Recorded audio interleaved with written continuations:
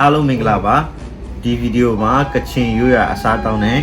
အဖြောရမကအကြောင်းပြောပြပေးပါမယ်။သမင်းသည်အဓိကအစားအစာဖြစ်ပြီး၎င်းတို့ဟင်းများသည်စီမပါပဲပူဆက်ဆက်ဖြစ်သည်။များသောအားဖြင့်အသားအမဲသားဝက်ကြက်သားငါးနှင့်အဆက်အရွက်နှင့်ငရုတ်သီးပါသောအသားဟင်းတို့ကိုစားသုံးလို့ရှိသည်။ကချင်ရိုးရာဟင်းပုံစံကတော့အသားနဲ့ဟင်းကိုအရွက်နဲ့ထုတ်ပါတယ်။ကချင်ရိုးရာအရက်စားပြီးစားဖာလောက်ခူး၍၃မျိုးရှိပါတယ်။စားပြီးကိုကောင်းငင်းပေါင်းတစ်စေးရောဆက်ထားတဲ့ပမာဏအနည်းငယ်နဲ့ပြုလုပ်ပြီးမိခင်တည်ဆုံးသွားတဲ့ကလေးငယ်တွေကိုနှုတ်အစားစားပြီးနဲ့ကျွေးမွေးပါတယ်။အချိုရည်တစ်မျိုးဖြစ်ပြီးအလွယ်တကူမမူးနိုင်ပါဘူး